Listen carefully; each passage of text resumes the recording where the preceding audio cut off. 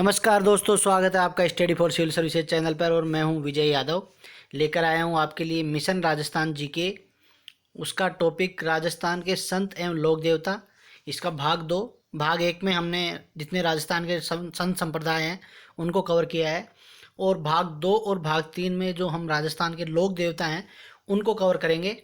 इसके साथ ही साथ हमने इससे पहले जो वीडियो सीरीज़ थी हमारी, उसमें हमने राजस्थान के 33 जिलों को कवर किया है 7 वीडियो के अंदर। तो अगर आपने वो वीडियो नहीं देखी है तो आप उनको भी देखिए, बहुत ही इंपॉर्टेंट वीडियो हैं राजस्थान जीके की, राजस्थान जीके के हर एग्ज़ाम के लिए और साथ ही साथ आरएएस के लिए भी। इसके साथ ही आरएएस की प्रिपरेशन के लिए भी एक मैंने वीडियो बनाया है, वो भी जानकारी आपके लिए बहुत उपयोगी हो सकती है, तो वो वीडियो भी आप देख सकते हैं। इन सब वीडियोज़ का जो डिस्क्रिप्शन जो है उसके अंदर इनका लिंक आपको मिल जाएगा। तो दोस्तों चलिए शुरुआत करते हैं आज के वीडियो की, कि राजस्थान के लोक देवता। अच्छा, हमने ये टॉपिक लिया है, ये बहुत ही इम्पोर्टेंट है क्योंकि ये हमारे जो सिलेबस है उसके प्री और मेंस दोनों में है। ये मेरी बारे में जानकारी है, और अगर आपका कोई क्वेश्चन या सजेशन हो तो इस नंबर पे मुझे व्हाट्सअप कर सकते हैं आप। तो मैं बता रहा था कि क्यों हमने ये टॉपिक चूज किया है। उसका कारण ये है कि दोस्तों ये आरएएस प्री और आरएएस मेंस इन दोनों के सिलेबस में ये टॉपिक है। साथ ही साथ राजस्थान जीके के लगभग हर एग्जाम में 2 से 3 क्वेश्चन लोक देवता और संत संप्रदाय से हमेशा पूछे गए हैं, इसलिए हमने ये टॉपिक लिया है। देखो, ये आरएएस प्री का सिलेबस है। नीचे से थर्ड पॉइंट देख लीजिए आप, राजस्थान के धार्मिक आंदोलन, संत और लोक देवता। और ये आरएएस मेंस का पेपर है, पेपर 1 का पार्ट 1 देखिए आप। लास्ट पॉइंट है राजस्थान के संत, लोक देवता और महत्वपूर्ण विभूतियाँ। तो दोस्तों हमने ये टॉपिक इसलिए चूज किया है कि ये एग्जाम के पॉइंट ऑफ व्यू से बहुत बहुत इंपॉर्टेंट है।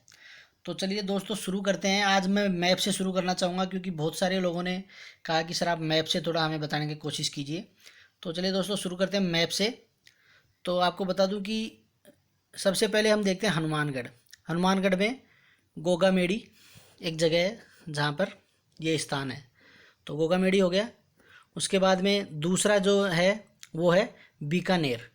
बीकानेर में भी इम्पोर्टेंट जगह है क्योंकि यहाँ पर एक तो जगह है रैण जहाँ पर रामसनेही संप्रदाय का स्थान है, और दूसरा है गाढ़ा जहाँ पर निरंजनी संप्रदाय का स्थान है।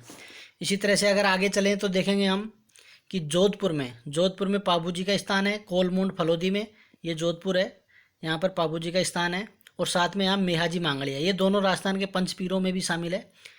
मेहाजी मांगलिया का खेड़ापा जोधपुर में स्थान है, तो इसलिए ये इम्पोर्टेंट है। उसके बाद में जो इम्पोर्टेंट है वो है जैसलमेर। जैसलमेर क्यों इम्पोर्टेंट है? क्योंकि यहाँ पर रामदेवरा स्थान है रामदेव जी का, ये भी पंचपीरों में शामिल है। तो ये हो गया दोस्तों। इससे बीच में आपको मैं एक ट्रिक बता देता हूँ। कई बार एक क्वेश्चन पूछा गया एग्जाम्स में कि राजस्थान के पंचपीर कौन कौन से हैं, तो उनको याद रखने का एक फॉर्मूला बता देता हूँ आपको, ताकि हमेशा याद करने के लिए आसान रहेगा। तो उसका फॉर्मूला है post graduation in human resource management. ये बस ये इसका फॉर्मूला है। पी मतलब पाबू जी, जी मतलब गोगा जी, हड़बू जी, रामदेव जी और मेहा जी, ये राजस्थान के पंचपीर हैं। पंचपीर हैं ये राजस्थान के। ये बहुत एग्जाम में पूछा जा चुका है, इसलिए याद रखना राजस्थान के पंचपीर कौन से हैं, उनको याद रखने का है formula post graduation in human resource management. ये याद करने के लिए है PGHRM। पी मतलब पाबू जी, गोगा जी, हड़बू जी, रामदेव जी और मेहा जी। तो ये आपको याद रखना है दोस्तों। उसके बाद में और देख लेते हैं हम कौन कौन से हैं। उसके बाद में जालोर एक जगह है जहाँ पर आशापुरी माता और सुंडा देवी, इन सब चीज़ों को मैं ऑलरेडी जो मेरा वीडियो है उसमें भी कवर कर चुका हूँ। ये आपको एडिशनली मैं इसलिए बता रहा हूँ कि मैप के हिसाब से। अब ये देखो, जयपुर में भी बहुत सारे स्थान हैं। संत रज्जब जी हैं, उनका सांगानेर में स्थान है। सबसे इम्पोर्टेंट संत दादू जी का स्थान कहाँ पर है? नरेना जयपुर में है। ये भी आपको याद रखना है। जयपुर कहाँ है? ये रहा। उसके बाद में अलवर में संत लाल दास जी का स्थान है, शेरपुर में, ये भी आपको याद रखना है। उसके बाद में करौली में कैला देवी का मंदिर है। उसके बाद में चित्तौड़गढ़ में आप देख लो, आवड़ी माता और बडली माता का मंदिर है। चित्तौड़गढ़ कहाँ पर है? ये है चित्तौड़गढ़। तो ये सब चीज़ें हैं दोस्तों। उसके बाद में प्रतापगढ़, हमारा जो 33वां जिला है वो प्रतापगढ़ यहाँ पर है। तो इस तरह से मैंने मैप से, इसलिए देखो मैप का उपयोग क्या है, ज़्यादा ज्योग्राफी के टॉपिक्स में मैप का उपयोग ज़्यादा होता है। लेकिन फिर भी चलो, आप लोगों ने इतना बोला तो मैंने एक छोटी सी कोशिश की है मैप से आपको बताने की। बाकी ये मैप है आपके सामने, इसको आप जूम करके और आगे मतलब समझ सकते हैं। तो चलिए दोस्तों शुरू करते हैं आज का टॉपिक। तो सबसे पहले जो हमारे लोक देवता हैं वो हैं पाबू जी। पाबू जी, पहली बात तो ये कि पंचपीरों में शामिल है। और पाबू जी के लिए एक लाइन कही जाती है कि फेरा सुनी पुकार जद, धाड़ी धन ले जाए, आधा फेरा इण धरा, आधा सुरगा खाए। यानी कि फेरा सुनी पुकार जद, यानी इन्होंने फेरों के बीच में पुकार सुनी। इनकी कहानी क्या है कि ये एक देवल चारणी चारण जाति की एक महिला थी देवल, उनसे ये एक घोड़ी लेके आए थे, केसर काल में घोड़ी। और वो इस शर्त पे उसने दी थी कि ये घोड़ी तो आप ले जाइए, लेकिन जब भी मैं कोई मुसीबत में रहूँगी तो ये घोड़ी हिनहिनाएगी, तो आप समझ लेना कि मैं परेशानी में हूँ, तो आप मेरी मदद के लिए आ जाना। तो इन्होंने उनको वचन दिया था कि जब भी आप परेशानी में रहोगे तो मैं आपको आऊँगा। तो हुआ ये था कि इनका विवाह जब हो रहा था तो इनके आधे फेरे हो गए थे, 3 फेरे, तभी वो घोड़ी हिनहिनाई और ये अपने बहनोई जींदराव खींची से उनकी जो देवल चारणी की गायें हैं उनको छुड़ाने के लिए चले गए, उनसे युद्ध लड़ा और वहीं पर ये वीर गति को प्राप्त हो गए। इसीलिए कहा जाता है कि इन्होंने आधा फेरा इण धरा, आधा स्वर्गा, यानी आधे स्वर्ग में लिए इन्होंने फेरे। तो एक छोटी सी जानकारी थी, एग्जाम के पॉइंट ऑफ व्यू से ज़्यादा इंपॉर्टेंट नहीं है। चलिए देख लेते हैं पाबू जी के बारे में। तो पाबू जी राठौड़ वंश में इनका जन्म हुआ था और कहा जाता है कि पृथ्वीराज के बाद में ये इस राजवंश के बहुत ही महत्वपूर्ण राजा भी थे। इनके पिता थे धांधल और माता का नाम था कमला दे। जन्म इनका 13वीं शताब्दी में कोलमूंड में हुआ। कोलमूंड कहाँ पर है? फलोदी जोधपुर में। भी आपको मैंने थोड़ी देर पहले मैप में बताया, फलोदी जोधपुर में कोलमूंड में इनका जन्म हुआ था। इनका विवाह हुआ था सुप्यारदे अमरकोट के राजा सूरजमल की पुत्री के साथ में। जैसा कि मैंने बताया, फेरों के बीच में उठ करके ये देवल चारणी से अपनी गायें छुड़ाने उनकी गायें छुड़ाने चले गए और वीर गति को प्राप्त हुए। तो इनको गोरक्षक देवता के रूप में पूजा जाता है और इनको प्लेग रक्षक और ऊँटों का देवता भी कहा जाता है। और एक चीज़ और है कि राजस्थान में मारवाड़ में सबसे पहले ऊँट लाने का श्रेय भी पाबू जी को ही है। इसके बाद में जो ऊँटों की जो पालक जाति है, राइका या रेबारी जाति, वो इनको अपना आराध्य देव मानती है। साथ ही साथ ये थोरी जाति और भील जाति में भी बहुत लोकप्रिय हैं। और जो हिंदू लोग हैं वो इनको लक्ष्मण का अवतार मानते हैं, वहीं मुसलमान लोग इनको पीर के रूप में इनकी पूजा करते हैं, जाहर पीर के रूप में। और कोलमूंड में जो इनका महत्वपूर्ण मंदिर है वहाँ पर चैत्र अमावस्या को बहुत बड़ा मेला भरता है। और पाबू जी की जो गाथा गीत हैं वो पाबू जी के पवाड़े कहा जाता है उनको। और ये माठवाद यंत्र के साथ नायक और रेबारी जाति के द्वारा गाए जाते हैं। पाबू जी की फड़ नायक जाति के भोपे गाते हैं और रावण हत्या वाद के साथ में इस फड़ को बांचा जाता है। फड़ क्या होता है? एक कपड़े के ऊपर लोक कथा लोक देवता की लिखी जाती है, उसको फड़ बोला जाता है। इसके साथ ही साथ इनके जीवन पर जो पुस्तक प्रकाश डालती है वो है पाबू प्रकाश, जिसकी रचना आसिया मोड़ जी ने की थी। तो दोस्तों ये हो गई महत्वपूर्ण जानकारी पाबू जी के बारे में। अब देखते हैं हमारे अगले लोक देवता। अगले लोक देवता है हमारे गोगा जी। ये भी बहुत इंपॉर्टेंट है एग्जाम के पॉइंट ऑफ व्यू से। गोगा जी के बारे में देख लेते हैं। गोगा जी का जन्म चौहान वंश में हुआ 11वीं शताब्दी में। कहाँ हुआ था इनका जन्म? ददरेवा में। कहाँ है ददरेवा? चूरू में। चूरू में या ददरेवा में इनका जन्म हुआ, जिसको शीर्ष मेढ़ी कहा जाता है। शीर्ष मेढ़ी याद रखना, शीर्ष मेढ़ी। गोगा जी का जन्म कहाँ हुआ? शीर्ष मेढ़ी में। कहाँ पर है? ददरेवा चूरू में। पिता जेवर सिंह और माता बाछल। देखो मैं बार बार इसलिए रिपीट कर रहा हूँ कि जो इंपॉर्टेंट चीज़ें होती हैं उनको मैं 4-5 बार बोलता हूँ ताकि आपके दिमाग में अच्छे से बैठ जाएँ। तो दोस्तों कहाँ जन्म हुआ गोगा जी का? ददरेवा चूरू में। उसको क्या कहते हैं? शीर्ष मेढ़ी। अच्छा, ये भी गोरक्षा और मुस्लिम आक्रांताओं से, मुस्लिम आक्रांता कौन था उस समय? महमूद गजनवी। उनसे लड़ते हुए उन्होंने अपने प्राण न्यौछावर किए थे। और इनको क्या क्या कहा जाता है? एक तो इनको जाहर पीर कहा जाता है और इनको सांपों का देवता भी कहा जाता है। और पाबू जी को गोरक्षक और ऊँटों का रक्षक कहा जाता था, प्लेग रक्षक भी कहा जाता था। तो ये सब याद रखिए दोस्तों। उसके बाद में राजस्थान में जो किसान लोग जब खेती करते हैं, जब हल जोतते हैं अपने, तो उससे पहले वो राखी बांधते हैं। गोगा जी की राखड़ी बोलते हैं उसको। वो खुद को भी बांधते हैं, खुद होता है हाड़ी, और हल, दोनों को राखी बांधते हैं। हल मतलब जिससे खेत जोता जाता है। राजस्थान के लोग हैं तो आप ये समझ ही पाएंगे कि हल क्या होता है और हाड़ी क्या होता है।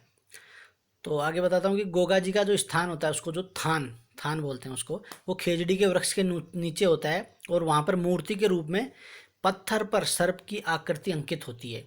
तो ये उनका थान होता है। थान को ये भी क्वेश्चन आ चुका है एग्जाम में कि गोगा जी का थान कहाँ होता है, तो कहाँ होता है, खेजड़ी के वृक्ष के नीचे होता है। उसके बाद में गोगा जी का जन्म कहाँ हुआ, ददरेवा में, उसको कहते हैं शीर्ष मेड़ी, और समाधि स्थल इनका है गोगा मेड़ी, हनुमानगढ़ नौहर में, उसको क्या कहते हैं, गोगा मेड़ी। तो ये इंपॉर्टेंट है। गोगा मेड़ी को धुर मेड़ी भी कहा जाता है। और यहाँ पर गोगा नवमी को, गोगा नवमी कब आती है, ये आरएएस में क्वेश्चन आ चुका है 2013 में कि गोगा नवमी का त्यौहार कब मनाया जाता है, भाद्रपद कृष्ण नवमी। तो ये क्वेश्चन मेरा गलत हो गया था उस समय, क्योंकि उसमें ऑप्शन थे भाद्रपद कृष्ण नवमी, भाद्रपद शुक्ल नवमी, उसके बाद उसमें ऑप्शन था श्रावण कृष्ण नवमी और श्रावण शुक्ल नवमी, ये 4 ऑप्शन थे। तो मुझे उस समय पता नहीं था, तो मैं ये गलत करके आ गया था। आ चुका है आरएएस के एग्जाम में, इंपॉर्टेंट क्वेश्चन है भाद्रपद कृष्ण नवमी, ये याद रखना। तो ये हो गया। और इनका स्थान कहाँ कहाँ पर है, एक साचौर में एक किलोरियो की ढाणी है जहाँ पर गोगा जी की ओल्डी नामक स्थान है, ये भी इम्पोर्टेंट है। इसके बाद में गोगा जी की जो सवारी थी वो नीली घोड़ी थी, ठीक है के। और जो गोगा जी को गोगा बापा के नाम से भी पुकारा जाता है। अच्छा, इनकी पूजा किस रूप में होती है, घोड़ी पर सवार, एक हाथ में भाला और दूसरे हाथ में सर्प लिए हुए योद्धा के रूप में इनकी पूजा होती है। तो ये हो गए दोस्तों हमारे दूसरे लोक देवता गोगा जी। अब आगे चलते हैं, हमारे तीसरे लोक देवता के बारे में बात करते हैं। जो तीसरे हमारे लोक देवता हैं वो है रामदेव जी। ये रामदेव जी का फोटो है, बहुत ही इम्पोर्टेंट है, राजस्थान के प्रमुख लोक देवताओं में से ये आते हैं। इनके बारे में इनका एक भजन है जो सुना ही होगा आपने कि रोणी चेरा धनिया राजा अजमन राखा नैनी माता नैना तेरा लाल रानी नेत्र रा भरतार मारो हेलो सोनो जी रामा पीर। इतनी सी लाइनों में इनका पूरा डिस्क्रिप्शन आ गया कि रोणी चेरा धनिया राजा अजमन राखा नैनी माता, अजमल जी इनके पिता थे, मैणा माता, मैणा इनकी माता थी, और पत्नी नेतल दे थी इनकी। तो इनका भजन है ये कि अरे राम सा पीर थारी मेड़ी में धोख लगावा। तो चलो देख लेते हैं इनके बारे में, समझ लेते हैं। ये तो मैंने ऐसे आपको बता दिया। तो रामदेव जी तंवर वंश में पैदा हुए। इनका जन्म सन 1405 में उंडू गांव का है, तहसील शिव, बाड़मेर में। तो रामदेव जी का जन्म कहाँ पर हुआ था, बाड़मेर में। याद रखना, रामदेव जी का जन्म बाड़मेर में हुआ था। और इनका स्थान कहाँ पर है, जैसलमेर में। बहुत ही इंपॉर्टेंट बात है ये, कई बार कन्फ्यूजन हो जाता है, सीधा हम आंख बंद करके, क्योंकि हमें पता है रामदेव जी रामदेवरा जैसलमेर सीधा लगा देते हैं। रामदेव जी का जन्म कहाँ हुआ था, बाड़मेर में। इनका प्रमुख स्थान कहाँ है, जैसलमेर में, ये बात ध्यान रखना। पिता ठाकुर अजमाल जी, माता मैणा दे और पत्नी नेतल दे। सन 1458 में रूणीचा के राम सरोवर में इन्होंने जीवित समाधि ली थी। देखो वहाँ पर स्थान क्यों बना इनका, रामदेवरा में। वहाँ पर रामदेवरा रूणीचा में एक राम सरोवर है जहाँ पर इन्होंने जीवित समाधि ले ली थी। और केवल राजस्थान ही नहीं बल्कि यूपी, गुजरात, एमपी आदि राज्यों में भी रामदेव जी को रामसा पीर, बाबा रामदेव और रूणीचारा धनी आदि नामों से पूजा जाता है। क्यों ये इतने फेमस है, क्योंकि इन्होंने समाज में व्याप्त छुआछूत और भेदभाव और ऊंच नीच की बुराइयों को दूर करके सामाजिक समरसता स्थापित की थी। और बचपन में ही इन्होंने पोखरण इलाके में एक क्रूर भैरव था, एक राक्षस बोलते हैं क्रूर भैरव, उसकी हत्या करके और वहाँ के लोगों को उससे मुक्ति दिलाई थी। इसलिए बचपन से ही ये प्रसिद्ध थे। इसके बाद में हिंदू लोग इनको कृष्ण का अवतार मानते हैं और मुसलमान इन्हें रामसा पीर के रूप में पूजते हैं। इनके गुरु थे बालीनाथ जी, और इन्होंने जिस पंथ की स्थापना की वो था कामड़िया पंथ। बहुत इंपॉर्टेंट है, कई एग्जाम में पूछा जा चुका है। रामदेव जी ने किस पंथ की स्थापना की, कामड़िया पंथ की स्थापना की। और कामड़िया जाति के जो महिलाएं हैं वो रामदेव जी के स्थान पर 13 ताली नृत्य करती हैं। 13 ताली नृत्य क्या होते हैं, ये हम नृत्य में आगे पढ़ेंगे तो जान लेंगे।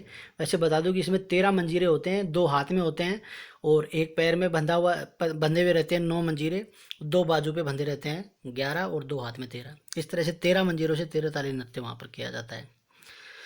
चलिए आगे देख लेते हैं। तो जैसा कि मैंने बताया कि यहाँ पर बहुत ही विशाल मंदिर है रामदेव जी का, जहाँ पर भाद्रपद शुक्ल दूज से लेकर के और 11 तक मेला भरता है। और मेले की प्रमुख विशेषता यही है कि यहाँ का सांप्रदायिक सद्भाव, यानी यहाँ पर हिंदू, मुस्लिम और अन्य सभी धर्म, जाति और के लोग यहाँ पर आते हैं, आदिवासी लोग भी यहाँ पर आते हैं। और जो मेले का प्रमुख आकर्षण है वो है कामड़ जाति की महिलाओं द्वारा किया जाने वाला 13 ताली नृत्य। अच्छा, इनके अन्य स्थानों में कौन कौन से हैं? मसूरिया पहाड़ी पर एक इनका स्थान है, उसके बाद में बिराटिया अजमेर में इनका स्थान है, और सुरता खेड़ा चित्तौड़गढ़ में इनका स्थान है। क्वेश्चन कैसे आएगा एग्जाम में? निम्न में से कौन सा स्थान रामदेव जी का नहीं है? ऑप्शन क्या रहेंगे? रामदेवरा, बिराटिया, सुरता खेड़ा, कोलमुंड। अब आपको बताया कोलमुंड नहीं है, क्योंकि कोलमुंड क्या है? बाबू जी का स्थान है, इसलिए कोलमुंड। तो इस तरह के क्वेश्चन आते हैं दोस्तों, तो आपको ये सारे याद रखने पड़ेंगे, तभी आप सही क्वेश्चन एग्जाम में क्लिक कर पाएंगे।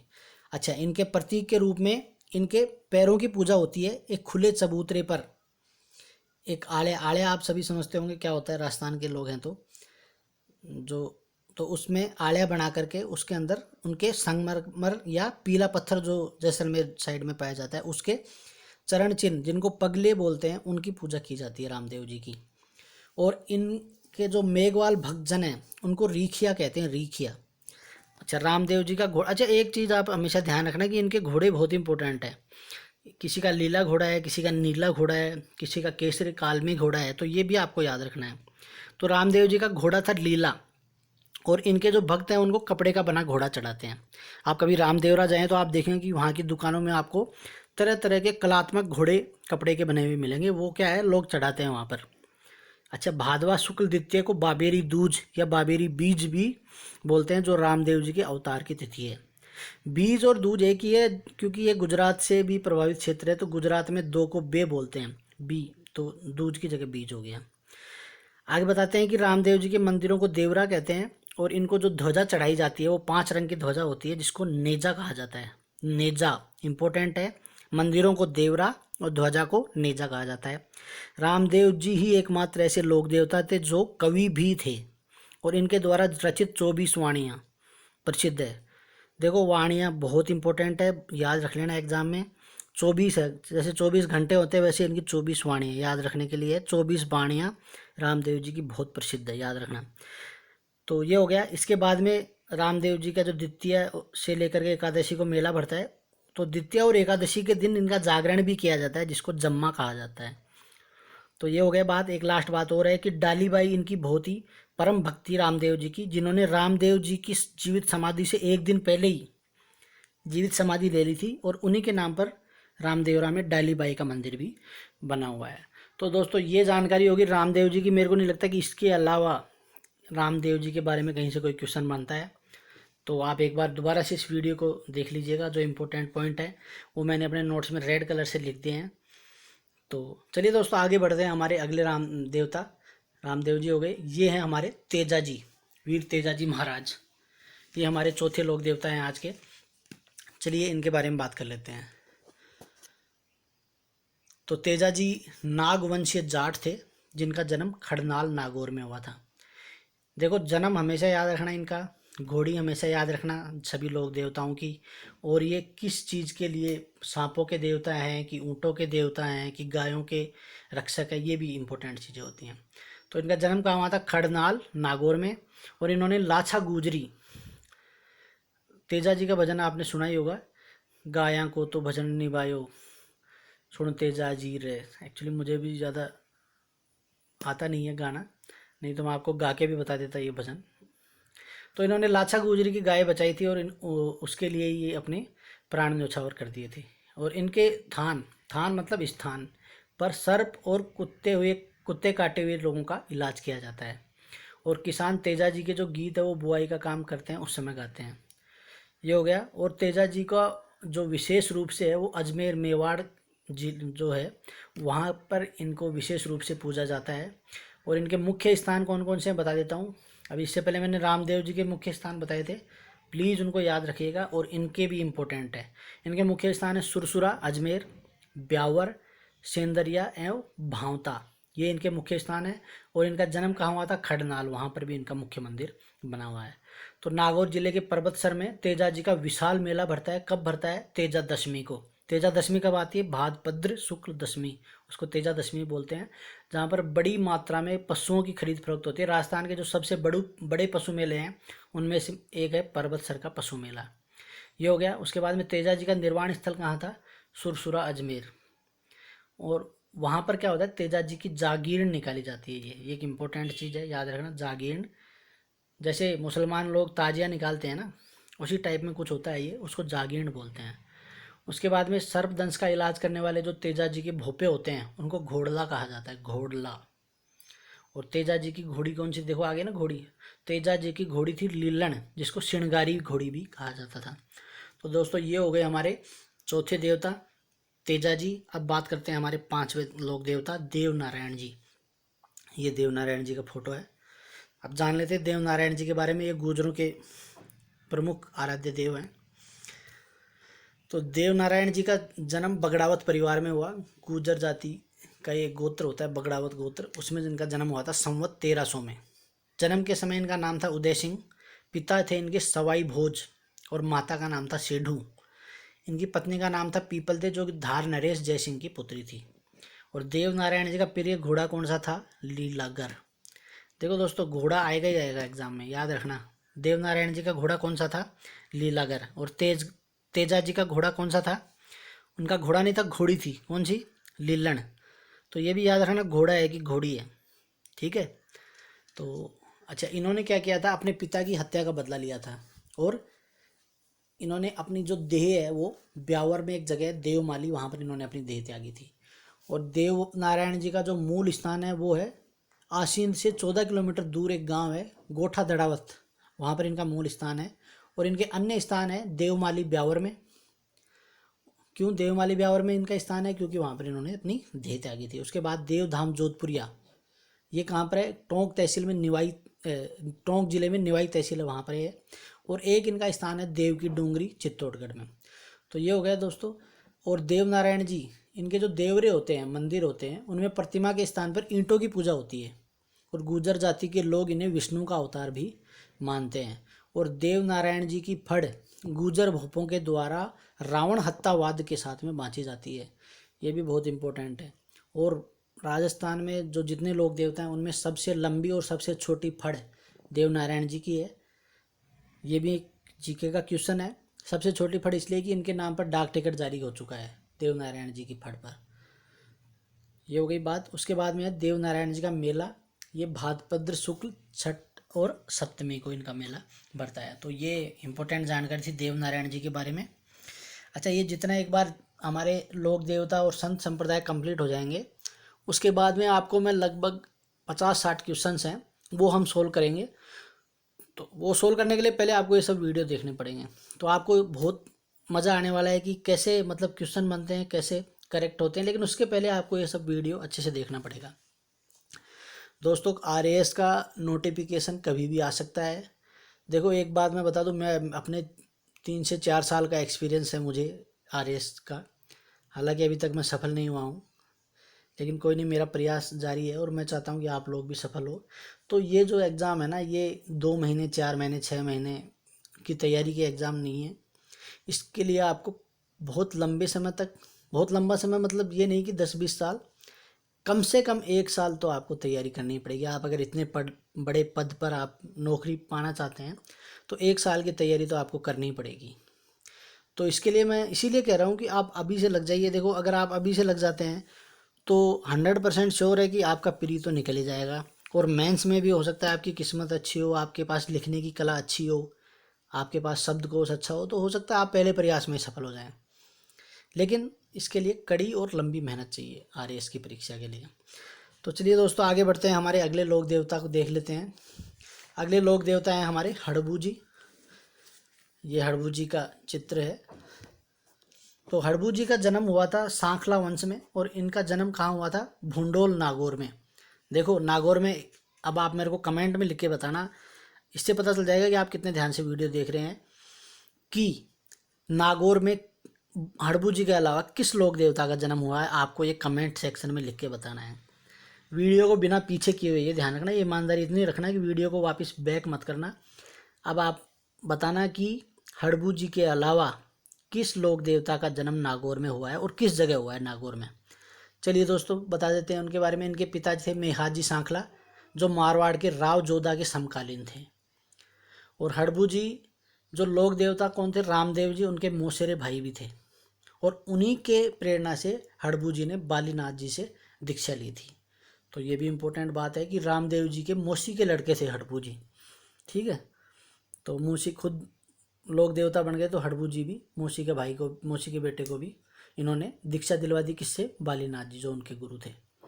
और बेंगटी एक जगह है फलोदी में जहाँ पर हड़बू जी का मुख्य स्थान है, और जहाँ पर पुजारी जो होता है वो सांखला राजपूत पुजारी होता है वहाँ का। उसके बाद में हड़बू जी की गाड़ी बहुत प्रसिद्ध है, हड़बू जी का गाड़ा उसको बोलते हैं।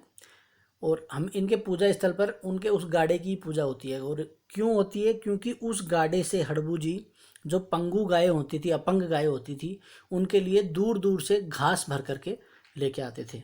तो दोस्तों ये हो गए हड़बू जी। अब देख लेते हैं हमारे अगले लोक देवता, वो हैं मेहाजी। ये भी पंचपीरों में आते हैं। पंचपीरों का फॉर्मूला भी आप भूलना मत, याद रखना, PG/HRM, PGHRM। पाबू जी, गोगा जी, हड़बू जी, रामदेव जी और मेहा जी। तो ये लास्ट कौन है? मेहा जी। मेहा जी मांगलिया, ये मांगलियों के इष्ट देव हैं। और इनका जो जीवन है वो धर्म की रक्षा और मर्यादाओं के पालन करने में ही बीता। और इनकी मृत्यु कैसे हुई? ये जैसलमेर के राव राणंग देव से युद्ध करते हुए वीर गति को प्राप्त हुए थे। और इनका जो प्रमुख मंदिर है वो है बापणी में। और कृष्ण जन्माष्टमी को ही इनकी अष्टमी भी मनाई जाती है। और लोक मान्यता है कि इनकी पूजा करने वाले जो भोपे होते हैं उनकी वंशवृद्धि नहीं होती, और वो गोद लेकर के ही वंश को आगे बढ़ाते हैं। और देखो मेहाजी मांगलिया का 2 ही क्वेश्चन इंपॉर्टेंट है। पहला क्वेश्चन ये कि ये पंचपीरों में शामिल है, और दूसरा इंपॉर्टेंट है मेहाजी का घोड़ा, और इनके घोड़े का नाम था किरण काबरा। किरण काबरा याद रखना दोस्तों, भूलना मत, किरण काबरा इनका प्रिय घोड़ा था। तो ये जानकारी होगी मेहाजी मांगलिया की। और अगले हमारे लोक देवता हैं कल्ला जी, वीरवर कल्ला राठौड़। तो कल्ला जी के बारे में ये आज के हमारे आखिरी लोक देवता हैं। बाकी के जो बचे हुए लोक देवता हैं वो हम अगले वीडियो में कवर करेंगे। तो कल्ला जी के बारे में बताता हूँ दोस्तों।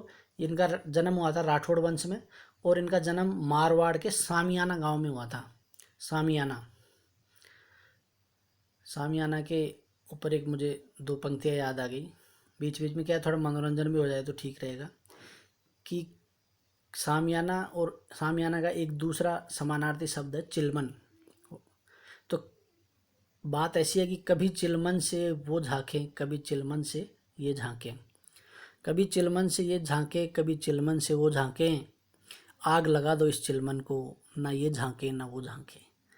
तो ये एक छोटी सी पंक्ति थी। चलिए दोस्तों पढ़ते हैं कल्ला जी के बारे में। इन चीज़ों पे आप ध्यान मत दीजिए, खाली जो मैं कल्ला जी के बारे में बता रहा हूँ उस पर ध्यान दीजिए। पिता थे इनके राव अचल जी, और गुरु थे इनके प्रसिद्ध योगी भैरवनाथ जी। और आपको पता हो तो भैरवनाथ जी के पास बहुत सारी सिद्धियाँ थी, और इन्होंने कल्ला जी राठौड़ को भी उनमें से कुछ सिद्धियाँ प्रदान की थी। चित्तौड़ का जब तीसरा साका हुआ था तो ये अकबर के विरुद्ध लड़ते हुए वीर गति को प्राप्त हुए थे, तथा युद्ध भूमि में जो इन्होंने अपनी वीरता का जो प्रदर्शन किया था, इसी कारण से इनको 4 हाथ वाले देवता के रूप में भी पूजा जाता है। चित्तौड़गढ़ दुर्ग में भैरव पोल के पास में इनकी छतरी बनी हुई है वीर कल्ला जी राठौड़ की। और इनका जो प्रमुख पीठ है वो है रनेला में। और भूत पिशाच, पशु रोग और पागल व्यक्ति, सर्पदंश के रोगी इनके पास इलाज के लिए आते हैं। तो दोस्तों ये बात हो गई हमारे कल्ला जी की। तो उम्मीद करता हूँ कि आपको ये वीडियो पसंद आया होगा। अगर पसंद आया तो प्लीज़ लाइक कीजिए, शेयर कीजिए, कमेंट कीजिए। कमेंट ज़रूर करना जो मैंने क्वेश्चन पूछा था उसका। मैं देखो, मुझे तभी पता चलेगा कि आप मुझसे जुड़े हुए हैं, या मुझे लगेगा कि यार मैं तो ऐसे ही दुखी हो रहा हूँ, कोई मेरा वीडियो सिंसियरली देख नहीं रहा है। तो मैंने क्वेश्चन पूछा था कि तेजा जी के अलावा कौन से लोक देवता है जिनका जन्म नागौर में हुआ है। इसका लिख करके आप आंसर बताइएगा। और हमारे channel study for civil services को सब्सक्राइब करना ना भूलें। और बहुत ही जल्द मैं इसका पार्ट 2 भी लेकर आऊँगा। उसके बाद में हम सिलेबस के हिसाब से आगे बढ़ेंगे। आप बिल्कुल टेंशन फ्री रहिए, मैं पूरा सिलेबस आपको कंप्लीट करवाऊँगा राजस्थान जीके का। चलिए दोस्तों, धन्यवाद, जय हिंद।